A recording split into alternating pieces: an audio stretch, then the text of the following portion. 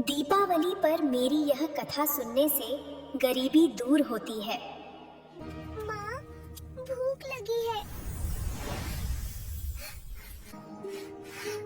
आज हम आपको माँ लक्ष्मी की एक पावन कथा सुनाने जा रहे हैं। कहा जाता है कि दीपावली के शुभ अवसर पर इस कथा को श्रद्धा और विश्वास के साथ सुनने से जीवन की दरिद्रता दूर होती है।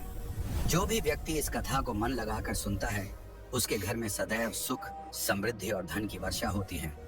माँ लक्ष्मी की कृपा से जीवन में पैसों की तंगी समाप्त होती है और सौभाग्य का आगमन होता है। इसीलिए मित्रों, इस कथा को पूरा अवश्य सुनें, क्योंकि आधा अधूरा ज्ञान सदैव घातक होता है। जो भी इस कथा को आरंभ से अंत तक श्रद्धा भाव से सुनता है, माँ लक्ष्मी उसकी झोली खुशियों और समृद्धि से भर देती है। तो चलिए बिना किसी विलंब के आपको वह प्राचीन कथा सुनाते हैं। पूर्व काल की बात है। मध्य देश में एक अत्यंत शोभायमान नगरी थी। उस नगरी में एक सुकन्या नाम की स्त्री अपने पति और सास ससुर के साथ निवास करती थी। सुकन्या एक पतिव्रता और धर्मनिष्ठ नारी थी, जो सत्य और मर्यादा के मार्ग पर चलने में सदैव तत्पर रहती थी। वह गृह कार्य में अत्यंत दक्ष थी और उसका स्वभाव दयालु, मधुर और विनम्र था। सुकन्या का हृदय प्रेम और करुणा से भरा हुआ था। वह हर प्राणी में ईश्वर का अंश देखती थी और दूसरों की सहायता करने में सदा आगे रहती थी। सुकन्या का पति संजय एक वैश्य था। उसकी अनाज की दुकान थी, जहां वह बाजार में लोगों की आवश्यक वस्तुएं बेचा करता था। सुकन्या अपने पति से अत्यंत प्रेम करती थी। वह अपने पति को ही परमेश्वर मानती थी और उसकी सेवा में सदैव तत्पर रहती थी। नित्य सुबह वह पति से पहले जागती, अपने घर का आंगन स्वच्छ करती और रंगोली बनाकर उसे सुंदर बनाती थी। उसके बाद वह पूरे घर की सफाई कर स्नान करती, फिर तुलसी को जल चढ़ाती और देवी देवताओं की पूजा अर्चना करती थी। उसका दिन सदैव नियम, श्रद्धा और सेवा से भरा होता था। सुकन्या ने अपने जीवन में कभी किसी का अनादर नहीं किया। वह सभी से मधुर वाणी में बात करती और सभी के साथ आदर भाव से पेश आती थी। नगर के लोग जब भी सुकन्या को देखते तो कहते, ये तो साक्षात लक्ष्मी के समान गुणों वाली स्त्री है। वे उसकी विनम्रता और परिवार के प्रति उसके समर्पण की प्रशंसा करते थे। सुकन्या का स्वभाव इतना उदार था कि जो भी व्यक्ति उसके द्वार पर आता, वह बिना कुछ दिए कभी नहीं लौटता था। दान करना उसे अपनी सबसे बड़ी सेवा लगता था। चाहे कोई भूखा हो या जरूरतमंद, सुकन्या उसे भरपेट भोजन कराकर ही विदा करती थी। उसके द्वार पर आए याचक तृप्त होकर जाते और उसे आशीर्वाद देते। धीरे धीरे नगर के लोग कहने लगे कि सुकन्या के घर में स्वयं मां लक्ष्मी का निवास है, क्योंकि जिस घर में स्वच्छता, सेवा, दया और धर्म का पालन होता है, वहां लक्ष्मी का वास स्वाभाविक होता है। जो भी व्यक्ति सुकन्या के घर से लौटता, वह उसके सद्गुणों की चर्चा करता। इतना ही नहीं, सुकन्या अपने पड़ोसियों की भी सहायता किया करती थी। उसके पड़ोस में जो भी गरीब या दुखी लोग रहते थे, उन्हें वह नित्य भोजन दिया करती थी। सुकन्या का हृदय इतना उदार था कि जब भी किसी पड़ोसी को किसी वस्तु की आवश्यकता होती, वह बिना किसी विचार के उसे दे देती थी। उसकी इस उदारता के कारण पड़ोसी उसका अत्यधिक सम्मान करते थे। वे कहते, आहो, यह सुकन्या तो साक्षात देवी है। निश्चय ही मां अन्नपूर्णा ने सुकन्या के रूप में जन्म लिया है। लोग जब भी सुकन्या की प्रशंसा करते तो उसके विषय में केवल शुभ और सच्ची बातें ही कहते थे। किंतु इन सब प्रशंसाओं के बावजूद सुकन्या ने कभी घमंड नहीं किया। वह सभी से आदर पूर्वक और विनम्रता से बात करती थी। उसके भीतर विनम्रता और करुणा का समन्वय था। फिर एक दिन की बात है, सुकन्या की एक पड़ोसन उसके घर पर आई। सुकन्या ने तुरंत उठकर उसका स्वागत किया और बड़े प्रेम से बोली, हे बहन, हमारे घर में तुम्हारा स्वागत है। आज किस कारण से तुम्हारा मेरे घर पर आगमन हुआ है? यदि तुम्हें किसी वस्तु की आवश्यकता है तो निसंकोच मुझसे कहो, मैं अवश्य तुम्हारी सहायता करूंगी। पड़ोसन ने मुस्कुराते हुए कहा, हे सुकन्या बहन, आज मेरे घर पर बहुत से रिश्तेदार आए हैं। मैं उनके लिए भोजन बना रही हूँ, परंतु मेरे पास रोटी बेलने के लिए चकला, बेलन और तवा नहीं है। यदि तुम कुछ समय के लिए ये वस्तुएं दे दो तो बड़ी कृपा होगी। काम पूरा होते ही मैं इन्हें लौटा दूंगी। सुकन्या ने हंसते हुए कहा, हे बहन, इसमें क्या बड़ी बात है? मुझे अभी इन चीजों की आवश्यकता नहीं है। तुम निश्चिंत होकर इन्हें ले जा सकती हो। रुको, मैं अभी लाकर देती हूँ। यह कहकर वह रसोई घर में गई और वहां से चकला, बेलन और तवा निकालकर उस पड़ोसन को दे दिया। पड़ोसन ने कृतज्ञता से कहा, बहन, तुम्हारा बहुत बहुत धन्यवाद। आज तुमने मेरा काम सफल कर दिया। जब मेरे मेहमान भोजन कर लेंगे तब मैं तुम्हारा सामान लौटा दूंगी। सुकन्या मुस्कुराई और बोली, चिंता मत करो, जब तुम्हारा कार्य पूर्ण हो जाए तब लौटा देना। इतना कहकर वह पड़ोसन सुकन्या का चकला, बेलन और तवा लेकर चली गई। कुछ समय पश्चात एक अन्य स्त्री सुकन्या के घर आई। सुकन्या ने उसका भी उतने ही प्रेम से स्वागत किया और कहा, पधारो बहन, आज तुम्हें मुझसे क्या कार्य है? संकोच मत करो, जो भी आवश्यकता हो निसंकोच बताओ, मैं अवश्य तुम्हारी सहायता करूंगी। तब वह स्त्री बोली, हे बहन, मेरे घर में बहुत गंदगी हो गई है और सफाई करने के लिए मेरे पास कुछ भी नहीं है। इसीलिए मैं तुम्हारे पास आई हूं कि यदि तुम्हें कोई आपत्ति ना हो तो कृपया अपने घर की झाड़ू मुझे दे दो। मैं अपना घर साफ करके तुरंत लौटा दूंगी। सुकन्या ने मुस्कुराते हुए कहा, हे बहन, बस झाड़ू ही तो है, इसमें क्या समस्या हो सकती है? तुम रुको, मैं अभी लेकर आती हूँ। इतना कहकर सुकन्या घर के भीतर गई और वहां से झाड़ू लाकर उस स्त्री को दे दी। वह स्त्री धन्यवाद कहती हुई सुकन्या का आशीर्वाद लेकर अपने घर चली गई। कुछ समय बीता और थोड़ी देर बाद एक अन्य स्त्री सुकन्या के घर पर आई। सुकन्या ने हमेशा की तरह उसे भी आदरपूर्वक स्थान दिया और कोमल वाणी में बोली, पधारो बहन, आज तुम्हारा मेरे घर आना शुभ है। बताओ, किस कार्य से आई हो? जो भी चाहिए निसंकोच होकर कहो, मैं अवश्य तुम्हारी सहायता करने का प्रयास करूंगी। वह स्त्री स्नेहपूर्वक बोली, हे सुकन्या बहन, तुम बहुत दयालु हो। मैंने तुम्हारे बारे में नगर भर में सुना है कि तुम सबकी सहायता करती रहती हो, इसलिए आज मैं भी तुम्हारे पास एक छोटी सी मदद मांगने आई हूँ। सुकन्या ने सहज भाव से कहा, संकोच मत करो बहन, जो भी आवश्यकता हो निसंकोच कहो। यदि मेरे सामर्थ्य में हुआ तो मैं निश्चित ही तुम्हारी सहायता करूंगी। वह स्त्री थोड़ी झिझकते हुए बोली, हे सुकन्या बहन, आज मेरी पुत्री को देखने के लिए लड़के वाले हमारे घर आ रहे हैं। मैं बड़ी चिंता में हूँ क्योंकि उसके पास पहनने के लिए न अच्छे वस्त्र हैं न ही कोई गहना। मैं चाहती हूँ कि जब वे लोग आए तो मेरी बेटी अच्छी लगे, पर मेरे पास देने को कुछ नहीं है। यदि तुम कृपा करके एक दिन के लिए अपने कुछ गहने और साड़ी मुझे दे दो तो मैं तुम्हारी बड़ी रानी रहूंगी। कल ही सब लौटा कर दे दूंगी। यह सुनकर सुकन्या के चेहरे पर करुणा और स्नेह झलक उठा। वह बोली, बस इतनी सी बात। बहन, तुम चिंता मत करो, तुम्हारी पुत्री तो मेरी छोटी बहन के समान है। मैं अभी तुम्हें अपने गहने और एक सुंदर साड़ी देती हूँ, जिससे वह राजकुमारी जैसी दिखेगी। इतना कहकर सुकन्या घर के भीतर गई और बड़ी श्रद्धा से अपनी साड़ी और गहने लेकर लौटी। उसने वे वस्तुएं पड़ोसन को सौंपते हुए कहा, भगवान करे तुम्हारी पुत्री को उत्तम वर मिले। वह पड़ोसन अत्यंत प्रसन्न हुई और बोली, बहन, तुम्हारा बहुत बहुत धन्यवाद, आज तुमने मेरा दिल जीत लिया। ऐसा कहकर वह सुकन्या के गहने और साड़ी लेकर हर्षपूर्वक अपने घर चली गई। फिर धीरे धीरे शाम होने लगी। सूर्य अस्ताचल को जाने लगा और उसी समय एक अन्य पड़ोसन सुकन्या के घर पर आई। सुकन्या ने सदैव की भांति बड़े प्रेम और विनम्रता से उसका स्वागत किया। वह मुस्कुराते हुए बोली, पधारो बहन, आज किस कारण से मेरे घर पर आना हुआ? बताओ, मैं तुम्हारी किस प्रकार सहायता कर सकती हूँ? जो भी आवश्यकता हो निसंकोच होकर कहो, मैं अवश्य तुम्हारी मदद करूंगी। पड़ोसन ने विनम्रता से कहा, हे सुकन्या बहन, तुम बहुत दयालु हो। सब कहते हैं कि तुम हर जरूरतमंद की सहायता करती हो। आज मैं भी तुम्हारे पास इसी आशा से आई हूँ। मेरा बच्चा कई घंटों से भूखा है और उसे पिलाने के लिए मेरे पास दूध नहीं है। यदि तुम थोड़ा सा दूध दे दो तो मेरे बच्चे का पेट भर जाएगा। यह तुम्हारा बहुत बड़ा उपकार होगा। सुकन्या का हृदय दया से भर उठा। उसने तुरंत कहा, अरे बहन, इसमें कौन सी बड़ी बात है? रुको, मैं अभी तुम्हें दूध लाकर देती हूँ। वह रसोई घर में गई, एक पात्र में दूध निकाला और स्नेहपूर्वक उस स्त्री को दे दिया। पड़ोसन की आंखों में कृतज्ञता छलक आई।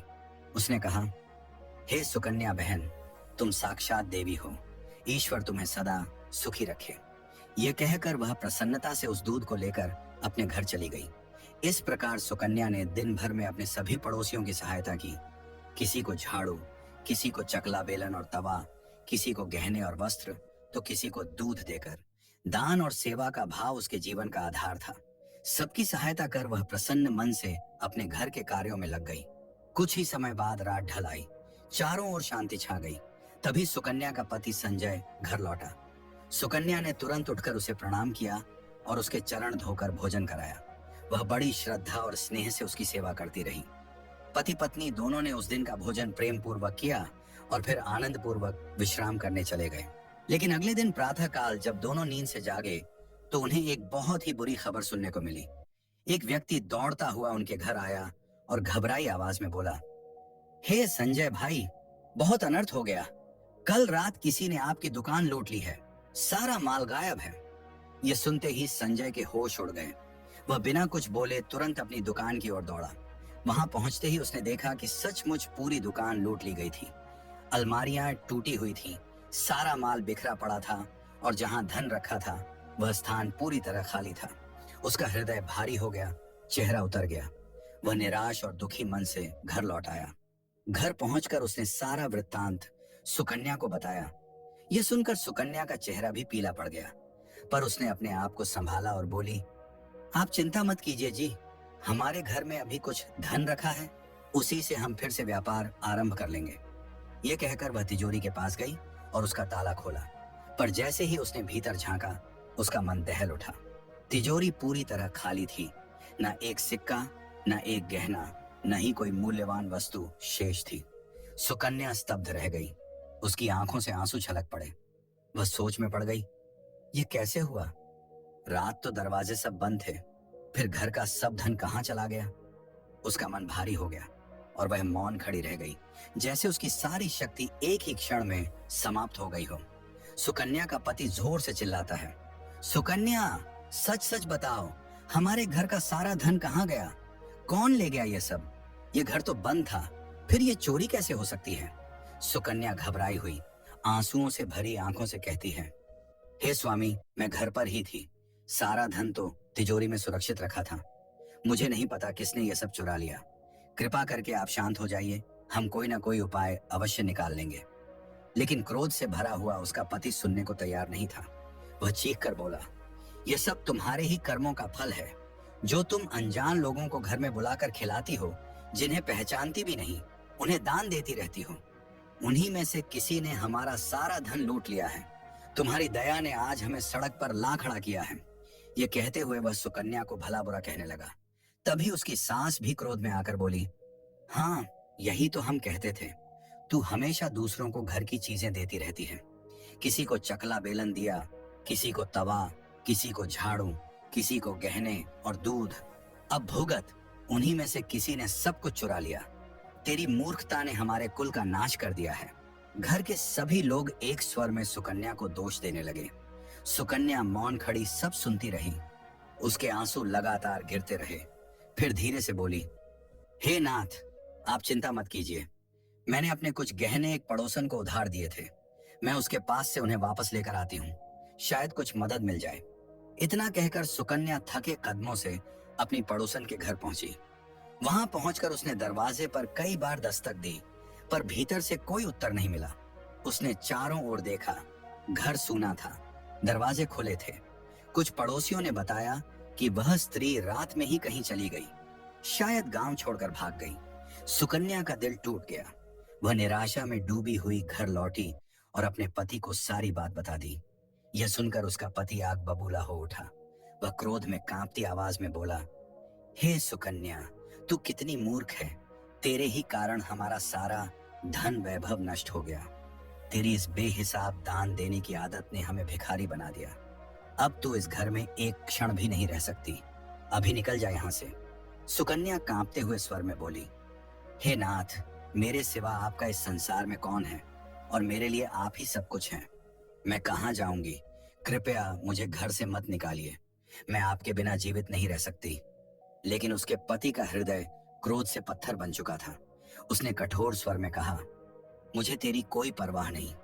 तू कहीं भी जा, नदी में कूद जा या जंगल में भटक जा, पर अब इस घर में तेरे लिए कोई स्थान नहीं।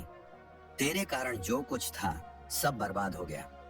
अगर तू यहाँ रही तो जो थोड़ा बहुत बचा है वह भी नष्ट हो जाएगा।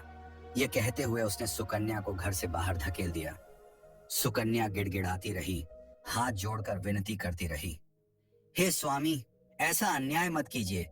मैंने कोई अपराध नहीं किया है। लेकिन किसी ने उसकी नहीं सुनी। दरवाजा बंद हो गया और सुकन्या अकेली बाहर रह गई। आंसू उसके गालों पर बह रहे थे। हृदय टूट चुका था। वह रोती हुई कांपते कदमों से उस घर को छोड़कर चल पड़ी, उस घर को जिसमें अब तक उसका सारा संसार बसा था। चलते चलते सुकन्या थकी, टूटी और निराश अवस्था में मां लक्ष्मी के मंदिर पहुंची। उसके कदम डगमगा रहे थे, आंखों से आंसू थमने का नाम नहीं ले रहे थे। वह मंदिर के द्वार पर पहुंची और सीधे देवी की मूर्ति के चरणों में गिर पड़ी। आंसुओं से भीगा हुआ चेहरा, कांपते होंठों से वह करुण स्वर में बोली, हे मां लक्ष्मी, मैंने ऐसा कौन सा पाप किया है जो मेरी यह दशा हुई है? हे मां, मैं तो प्रतिदिन आपकी पूजा करती थी, दीप जलाती थी, आपका नाम स्मरण करती थी, फिर भी आपने मेरा घर क्यों त्याग दिया? बताइए मां, मैंने ऐसा कौन सा अपराध किया कि आप मुझसे रूठ गईं? यह कहकर सुकन्या वहीं मंदिर की सीढ़ियों पर बैठ गई। उसका हृदय भारी था, मन निराश। वह सोचने लगी, यदि मेरे पति ने मुझे स्वीकार नहीं किया तो मैं जीवित रहकर क्या करूंगी? यदि मेरे ही कारण मेरे पति का सब कुछ नष्ट हुआ है तो मुझे इस जीवन का कोई अधिकार नहीं है। मेरे लिए अब एक ही मार्ग शेष है, अपने प्राणों का अंत। ऐसा विचार मन में आते ही वह उठी और डगमगाते कदमों से नदी की ओर चल पड़ी। रास्ते में उसका मन असहनीय वेदना से भरा हुआ था, पर उसके चेहरे पर अब एक अजीब सी शांति थी, मानो उसने सब कुछ त्याग दिया हो। नदी के तट पर पहुंचकर सुकन्या ने दोनों हाथ जोड़कर आकाश की ओर देखा और कहा, हे मां लक्ष्मी, अब मैं अपने प्राण देने जा रही हूं। यदि मुझसे आपकी पूजा या भक्ति में कोई कमी रह गई हो तो कृपया मुझे क्षमा कर दीजिए। मैं अपने पति के बिना जीवित नहीं रह सकती। अब यही मेरा अंतिम प्रणाम है। मैं इस नदी में कूदकर अपने जीवन का अंत कर दूंगी। इतना कहकर सुकन्या ने आंखें बंद की और नदी में कूदने के लिए आगे बढ़ी। तभी चारों ओर एक दिव्य प्रकाश फैल गया। नदी का जल सोने की आभा में चमकने लगा और वातावरण में कमल की सुगंध भर गई। उसी तेजस्वी प्रकाश के बीच स्वयं मां लक्ष्मी साक्षात प्रकट हो गईं। उनका रूप अद्भुत था। नेत्रों में करुणा, मुख पर दिव्यता और चरणों से प्रकाश निकल रहा था। सुकन्या उस दिव्य ज्योति को देखकर स्तब्ध रह गई। मां लक्ष्मी ने कोमल पर दृढ़ स्वर में कहा, रुक जाओ सुकन्या, रुक जाओ पुत्री, तुम यह क्या करने जा रही हो? सुकन्या ने कांपते हुए आंखें खोली और जब उसने देखा कि साक्षात देवी लक्ष्मी उसके सामने खड़ी हैं, तो उसकी आंखों से आंसू बह निकले। वह तुरंत उनके चरणों में गिर पड़ी और कहने लगी, हे मां, मुझे क्षमा करो। मैं बहुत बड़ा पाप करने जा रही थी। मुझे लगा अब मेरे जीवन का कोई अर्थ नहीं बचा। मां लक्ष्मी ने उसके सिर पर हाथ फेरते हुए कहा, हे सुकन्या, मनुष्य को अपने प्राण स्वयं नहीं लेने चाहिए। यह महापाप है। ईश्वर ने यह शरीर कर्म करने और जीवन जीने के लिए दिया है, न कि दुखों से भागने के लिए। कठिनाइयां आती हैं, पर उनका सामना साहस से करना ही सच्ची भक्ति है। सुकन्या रोते हुए बोली, हे मां, मैं विवश हूं। मेरे पति ने मेरा त्याग कर दिया है। स्त्री का सबसे बड़ा धर्म अपने पति के साथ रहना है। जब उन्होंने मुझे अस्वीकार कर दिया तो मैं किसके लिए जीवित रहूं? मैं अपने पति के बिना नहीं रह सकती। इसी कारण अपने प्राण त्यागने जा रही थी। मां लक्ष्मी ने गंभीर किंतु स्नेह भरे स्वर में कहा, हे सुकन्या, मैं सब जानती हूँ। यह भी जानती हूँ कि तुम्हारे पति ने तुम्हें क्यों त्यागा, परंतु यह सब तुम्हारी ही भूल के कारण हुआ है। तुमने अनजाने में कुछ ऐसी वस्तुएं दूसरों को दे दी जो किसी भी स्त्री को अपने घर से बाहर नहीं देनी चाहिए। इन्हीं वस्तुओं के कारण मुझे तुम्हारा घर छोड़कर जाना पड़ा। सुकन्या ने आश्चर्य और पश्चाताप से कहा, हे मां, मैंने तो केवल दूसरों की मदद की थी, किसी का बुरा नहीं चाहा।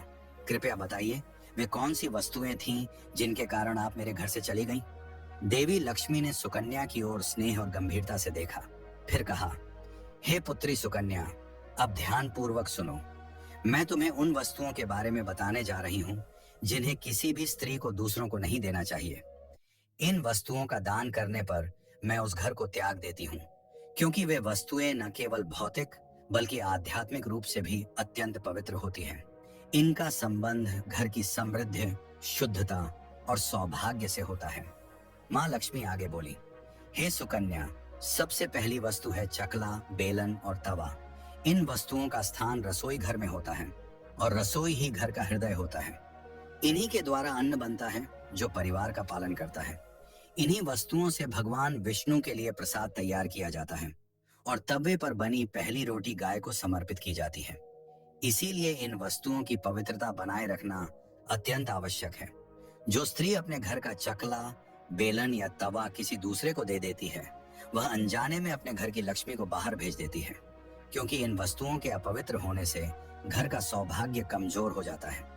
इसलिए सुकन्या, तुमने जब यह वस्तुएं अपनी पड़ोसन को दी तो वही तुम्हारी पहली और सबसे बड़ी भूल थी। माँ लक्ष्मी ने कुछ क्षण रुककर आगे कहा, अब सुनो दूसरी वस्तु के विषय में, झाड़ू। हे सुकन्या, झाड़ू मेरे लिए अत्यंत प्रिय और पूजनीय है, क्योंकि यह घर की स्वच्छता का प्रतीक है। जहां स्वच्छता होती है वहां ही मेरा वास होता है। जब तुमने अपनी पड़ोसन को अपने घर की झाड़ू दे दी तो तुमने अनजाने में वह वस्तु दे दी जिसमें मैं स्वयं वास करती हूँ। इसीलिए मुझे तुम्हारा घर छोड़ना पड़ा। हे पुत्री, सदैव ध्यान रखना, झाड़ू को कभी किसी को नहीं देना चाहिए, न ही उसे घर के बीच में या दिखाई देने वाले स्थान पर रखना चाहिए। झाड़ू को सदैव आदर पूर्वक छिपाकर रखा जाए, क्योंकि यह दरिद्रता को दूर करती है और समृद्धि को आकर्षित करती है। जिस घर में झाड़ू का अपमान होता है या उसे गलत तरीके से प्रयोग किया जाता है, वहां से मैं स्वयं दूर चली जाती हूँ। याद रखना, झाड़ू से कभी अपवित्र स्थानों की गंदगी साफ नहीं करनी चाहिए और उस पर पैर रखना भी अशुभ होता है। इसके बाद माँ लक्ष्मी ने कहा, हे सुकन्या, अब तीसरी वस्तु सुनो, आभूषण। आभूषण केवल श्रृंगार नहीं, बल्कि एक स्त्री की प्रतिष्ठा, मंगल और सौभाग्य का प्रतीक होते हैं। मैं स्वयं आभूषणों में वास करती हूँ। जब कोई विवाहित स्त्री अपने गहने दूसरों को पहनने के लिए दे देती है, तो वह अनजाने में अपने सौभाग्य और लक्ष्मी का अंश किसी और को सौंप देती है। इस कारण उसके जीवन में दुर्भाग्य और कलह प्रवेश करता है। स्त्री के 16 श्रृंगारों में गहनों का अत्यंत महत्व है। ये केवल सजावट नहीं, बल्कि देवी शक्ति के प्रतीक हैं। इसीलिए हे पुत्री, अपने आभूषणों को किसी अन्य स्त्री को पहनने के लिए कभी न दो, चाहे वह कितनी ही निकट क्यों न हो। फिर माँ लक्ष्मी ने सुकन्या की ओर देखकर कहा, और अब चौथी वस्तु, सफेद रंग की वस्तुएं, विशेषकर दूध। हे सुकन्या, याद रखना, दिन के समय सफेद वस्तुओं का दान शुभ होता है, परंतु शाम के बाद इनका दान करना अत्यंत अशुभ माना गया है, क्योंकि सफेद रंग चंद्रमा और शीतलता का प्रतीक है और रात्रि काल में इसका दान करने से घर में दरिद्रता और मानसिक शांति का नाश होता है।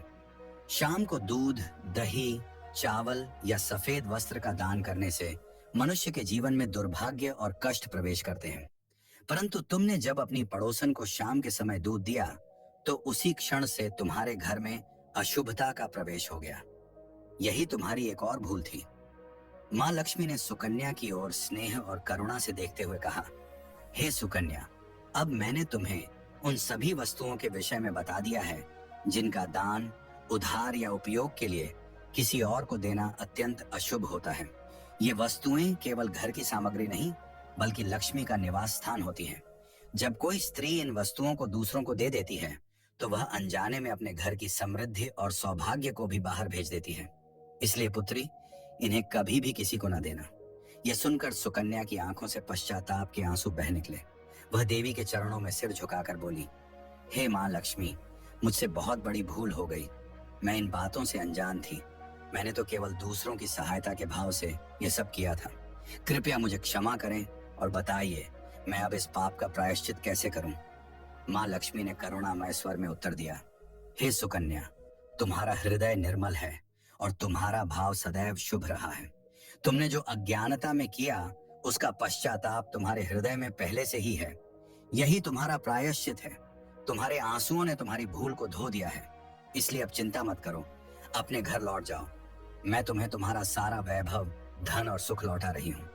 इतना कहकर माँ लक्ष्मी ने अपनी दिव्य मुस्कान बिखेरी और कुछ ही क्षणों में उसी दिव्य प्रकाश के साथ अंतर्ध्यान हो गई। चारों ओर फिर से मधुर सुगंध और शांति छा गई। सुकन्या कुछ देर तक देवी की ओर निहारती रही, फिर उनके चरणों में हाथ जोड़कर बोली, हे माँ, आपके चरणों में मेरा बारंबार प्रणाम। आपने मेरे जीवन को पुनः अर्थ दिया। मैं सदा आपके चरणों में श्रद्धा रखूंगी। इसके बाद वह शांत और प्रसन्न मन से घर की ओर चल पड़ी। उसी समय दूर से उसका पति उसकी ओर आता दिखाई दिया। वह चिंतित और पछतावे से भरा हुआ था। सुकन्या को देखते ही वह दौड़कर उसके पास आया और रोते हुए बोला, हे सुकन्या, मुझे क्षमा कर दो। मैंने तुम्हें बहुत भला बुरा कहा, मैंने तुम्हारा अपमान किया, जबकि तुम तो साक्षात देवी के समान हो। माँ लक्ष्मी की कृपा से हमें अपना सारा धन और वैभव वापस मिल गया है। जिन लोगों ने हमारा धन लूटा था, उन्होंने स्वयं आकर सारा लौटाया और तुम्हारा नाम लेकर क्षमा मांगी। अब मुझे समझ आया कि तुम्हारे जैसे पवित्र हृदय के कारण ही हमारे घर में लक्ष्मी का पुनः आगमन हुआ है। यह सुनकर सुकन्या की आंखों में प्रसन्नता के आंसू छलक पड़े। उसने अपने पति को क्षमा कर दिया और बोली, हे नाथ, यह सब माँ लक्ष्मी की कृपा है, उन्होंने ही हमें यह सुख लौटाया है। दोनों पति पत्नी एक दूसरे को देखकर मुस्कुराए और हाथ जोड़कर माँ लक्ष्मी का धन्यवाद किया। वे प्रसन्नता से अपने घर लौट आए। घर पहुंचते ही वातावरण में फिर से खुशियां लौट आईं। मंदिर में दीप जलाए गए, रसोई से प्रसाद की सुगंध आने लगी और सुकन्या के घर में माँ लक्ष्मी का वास पुनः स्थापित हो गया।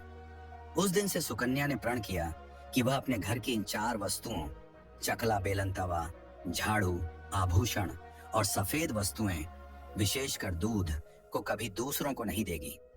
माँ लक्ष्मी की कृपा से सुकन्या का जीवन फिर से सुख, शांति और समृद्धि से भर गया। तो दोस्तों, इस कथा से हमें यही शिक्षा मिलती है कि हमें अपने घर की कुछ पवित्र वस्तुओं को कभी दूसरों को नहीं देना चाहिए। अगर आपको यह कथा अच्छी लगी हो तो जय माँ लक्ष्मी लिखकर माँ का आशीर्वाद अवश्य प्राप्त करें।